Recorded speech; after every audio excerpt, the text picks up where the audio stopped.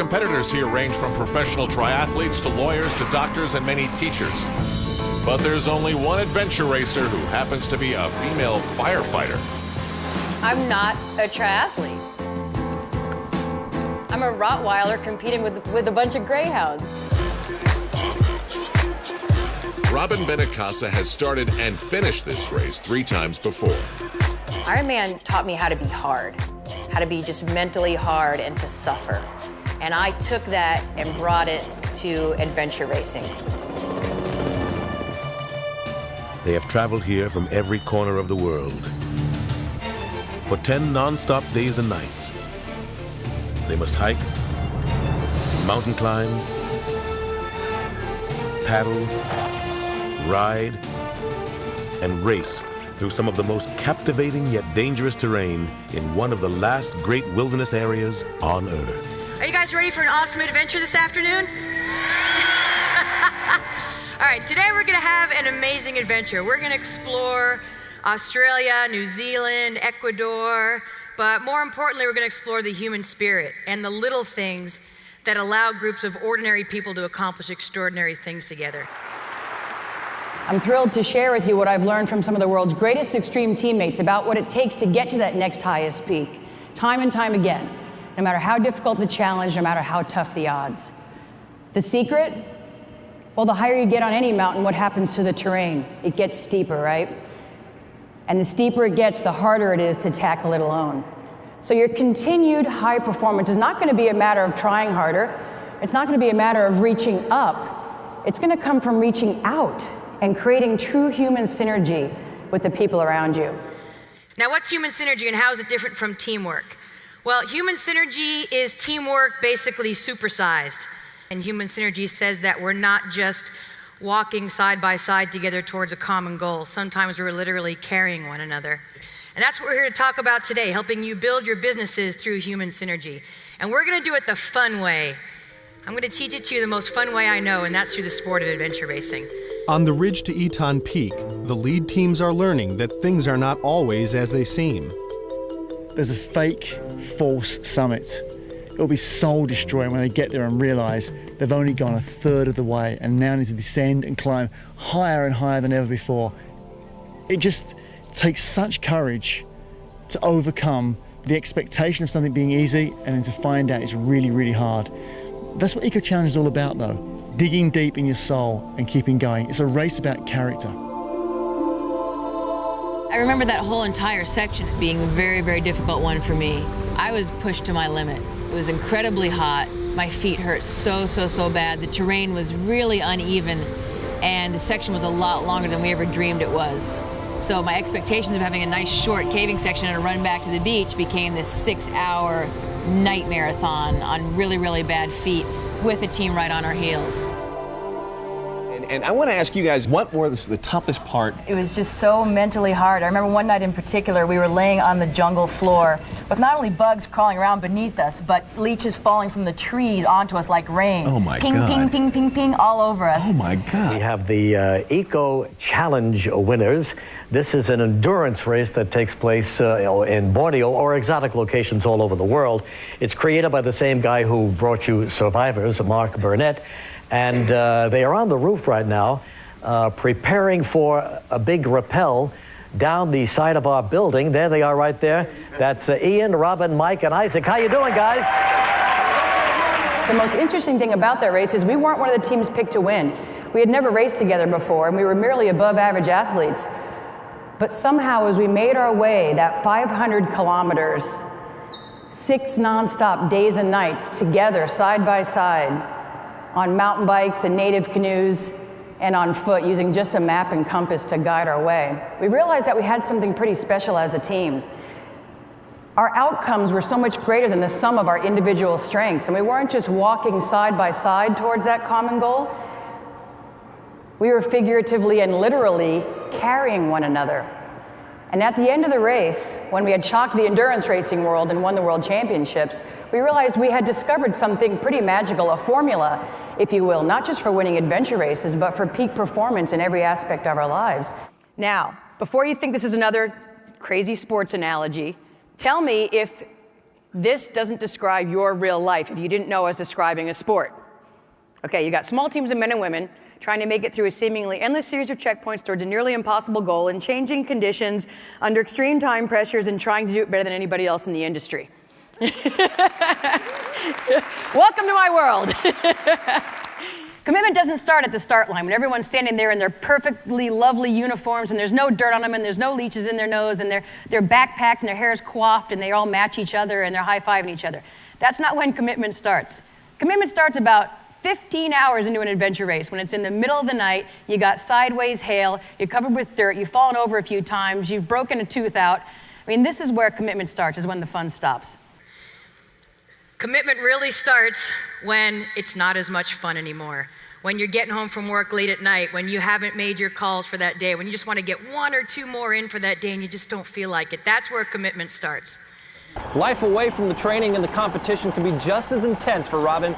You see, this is her real job as a firefighter. We can be called to anything at any time, and we have to be ready for that, and that's what I love about being a firefighter. But it's nice to know that as an athlete and as someone who is strong and has a good endurance background, that if the you-know-what does hit the fan, that I'm going to be able to carry that ladder, to the window. I'm going to be able to carry a person out of there, and that's a good feeling. I actually had a case where we were fighting the fires here in San Diego, where it became so obvious to me that the human connection is the strongest connection on earth. Because at the end of the day, we don't work for a company. We work for people. And I was out fighting these October fires. We were the first in strike team on the morning of October 23rd at 4 a.m. Rancho Bernardo was on fire. 4 o'clock in the morning, I'm standing there on the corner with houses burning all around me and 1 fire engine, 500 gallons of water, and 3 other people going, oh my God, now what do we do? I remember so vividly the moment that I made this connection. I was just fighting house fires, house to house to house.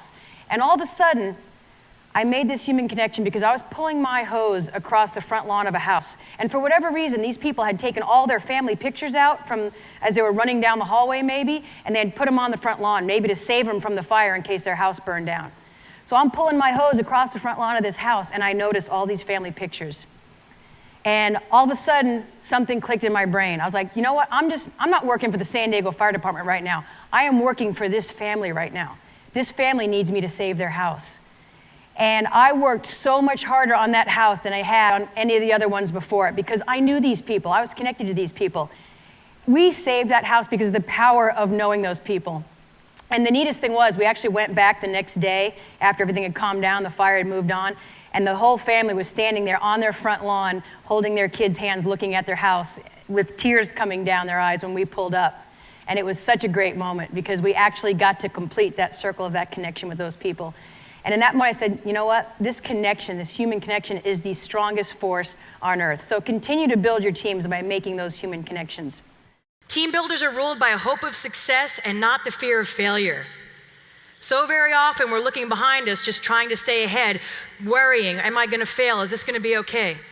I used to have a teammate that whenever I looked behind me, because I was a racer that always focused on just staying ahead of the competition, you don't win races by just staying ahead of the competition. You win races by doing what it takes to win races. And every time I turned around, he'd always take my head and spin it around and go, winning is that way. And pretty soon I came to realize, you know what, it's not about not losing, it's about doing what it takes to win. This photo that you're looking at of a team of 4 people, it appears that it's a team just of 4. That's the number 1 and number 2 team out in front of the race, collaborating on the map. Then as we get to the finish line, we're only battling for number 1 and number 2. So strategically rethink, see a world full of teammates instead of that world full of competitors. Winning does not have to be mutually exclusive. This is the Japanese team in the 1997 Eco Challenge in Australia. They were about halfway through the pack. They were doing really well. They wanted to be the first Japanese team ever to finish an Eco Challenge. And the girl on their team had ripped her Achilles tendon. And all she could do was drag her foot behind her. And they had to get up and over a 3,000-meter mountain and then hike 13 miles before they got into kayaks to paddle about 20 hours to the finish. And these guys said, we want to show the world how a Japanese team performs. When Nahoko finds she can walk no more, she and her companions discover the true meaning of teamwork. Hi, you aren't going to believe this. Team Eastwind taking turns carrying their female teammate up Bartle Frere. No lie, over. They had been carrying her on their back for about 6 hours. She got off and with her walking sticks was able to walk part way, and they put her back on their backs when they got to a steep, another steep area, over.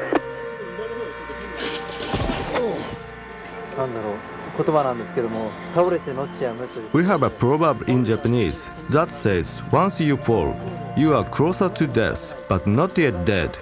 So I think this was a test for us to never give up, even under the toughest of odds.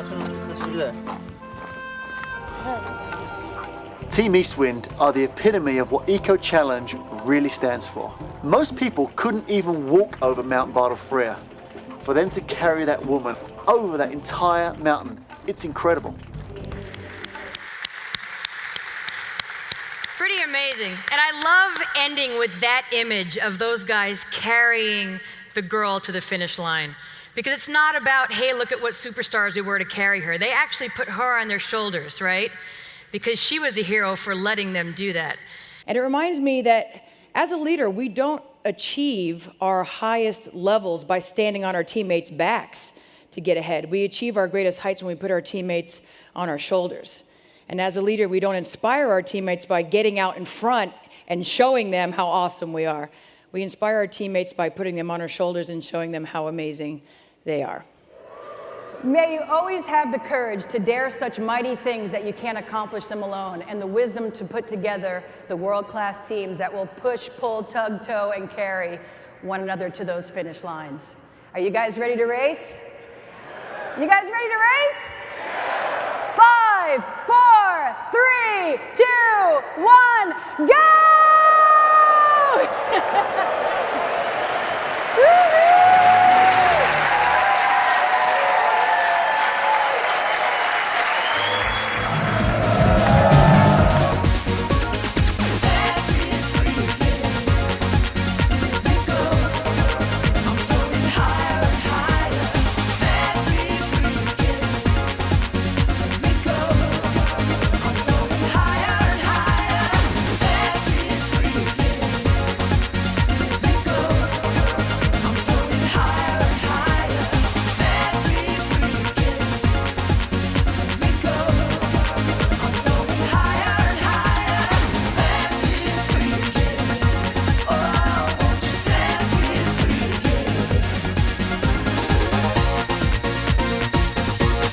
She's amazing, yeah.